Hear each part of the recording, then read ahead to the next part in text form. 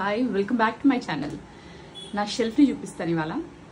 So ఈ shelf ఇప్పుడు చూడడానికి ఎంత మంచిగా కనిపిస్తుంది కదా. సో నాకు కనిపించేది మంచిగా కనిపిస్తుంది, మరి మీకు అందరికి ఎట్లా కనిపిస్తుంది నాకు తెలియదు. ఇదైతే కొంచెం అరేంజ్డ్గానే కనిపిస్తుంది. ఇంతకుముందు చూస్తే చాలా భయపడేటుంది మీరంతా. సో ఇదంతా ఎట్లా చేశాను. సో ఇంకా మిగతా బట్టలంతా తీసి ఏదైతే స్టిచ్చింగ్ ఉంటాయో మొత్తం ఐ మీన్ మీడియం సైజ్వి కొనింటి ఇంతకుముందు. సో అదంతా ఏంటంటే మళ్ళీ దాన్ని ఒక సూట్ కేసులో వేసేసింది. మొత్తం ఆల్మోస్ట్ ఒక 10 to 15 డ్రెస్సెస్ ఉన్నాయి. అవన్నిటిని స్టిచ్ చేయాల్సి ఉంటుంది. అండ్ ఇవంతా ఐరన్కి ఏవైతే ఇవ్వాలనుకుంటున్నానో అదంతా ఈ బ్యాగ్లో వేసేసాను. సో దీని అవతారం అసలు ఇంతకుముందు ఎట్లుండే, ఇంకా కింద షెల్ఫ్ ఉంది.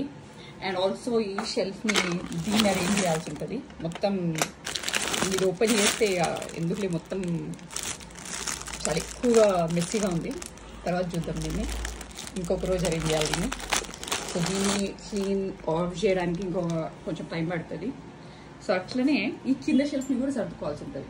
యాక్చువల్గా దీని అవతారం ఎట్లుంటుంది అంటే ఇంతకుముందు తీయడం మర్చిపోయినా, బట్ ఐ షో యూ. పక్కన షెల్ఫ్ ఉంది, పక్కనది ఐ జస్ట్ షో యూ ఎంత మెస్సీగా ఉందో.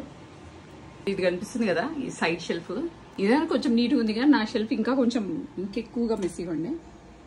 నేను చెప్పాలంటే అచ్చంగా చెప్పాలంటే అసలు చాలా కచ్చరాగా ఉండే అనమాట. సర్దేసరికి అట్లయింది.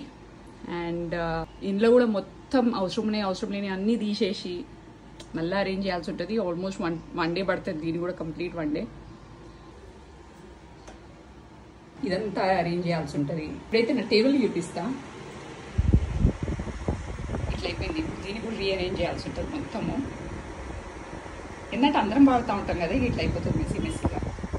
మీకు కూడా ఏమైనా సజెషన్ ఇచ్చేది ఉంటే ఖచ్చితంగా ఇవ్వండి. Definitely I try. నా షెల్ఫ్స్ చూసిన తర్వాత అర్థమైపోయి ఉంటుంది కదా అసలు ఎట్లా అరేంజ్ చేస్తే ఎట్లా బాగుంటుంది అని సజెషన్ ఇవ్వాలని కూడా definitely I take it up. Okay bye, take care for now.